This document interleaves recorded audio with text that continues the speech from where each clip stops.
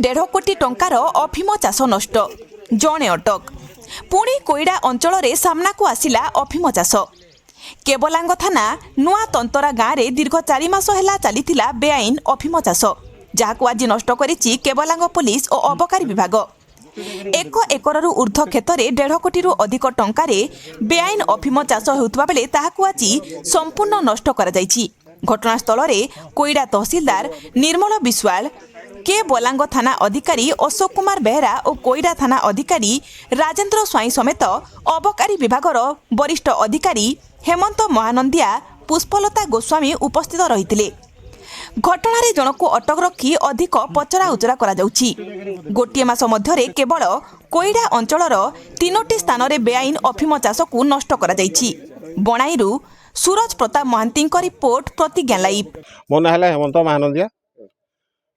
आजिकार यहाँ जोटा आम इनफर्मेशन पाइक आम केबलांग थाना सागे आम जॉइंट रेड करूँ जोटा कि एडिशनल तहसीलदार मजिस्ट्रेट भाव में अच्छा कोईडा आईटा आम एक्साइज सुपरिटेडेंट निर्देश क्रमे एसपी पुलिस एसपी राउरकेला निर्देश क्रमे आज आम गोटे टीम गठन करी आम यहाँ तालडीही ग्राम चोरधरा पंचायत अंतर्गत तालडीही ग्राम आज आम 50 डिसमिल जगार ओपीएम प्लांटेशन होता जोटा कि आज डिस्ट्रक्शन करूँ आउ 30,000 प्लांट थिला अनुमानिक मूल्य 1.5 कोटी टका हेबो आउ एथिरे गोटे लोक संदिग्ध लोक को अटक रखा जाइछि आउ इंट्रोगेशन चली।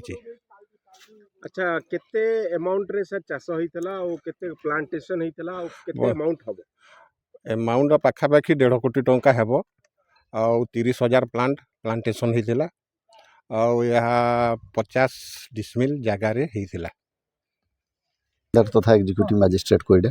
सर आज जो घटना घटी चौरधरा पंचायत जो तालडी अंचल से विषय सविशेष तथ्य टिके प्रदान करें। हाँ आम सब डिविजनल मजिस्ट्रेट बणई निर्देश क्रमे उभय केबलांग पुलिस कोईडा पुलिस एवं कोईडा अबकारी विभाग द्वारा मिलित चढ़ाऊ अभियान आरंभ करूँ।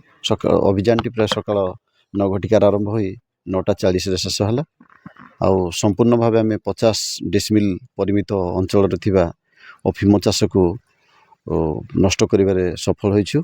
आगामी दिन रे अंचल जदि ए प्रकार बेआईन अफिम चाष हो कि गंजी चाषर जदि आम ए प्रकार नजर को आसे तांको मध्य आम रेड करिबा पई अछु। केते अंचल हबो सर? 50 डिसमिल रे पाखापाखी केते गछ पाखापाखी 30,000 रु पाखापाखी अप्रोक्सीमेट 30,000 रु अधिक गछ ये पाकल स्टेज को आसी जाइतला। हाँ सेटा अबकारी विभाग कहवा अनुसार एटा प्राय परिपक्व अवस्था को आसी जाइतला।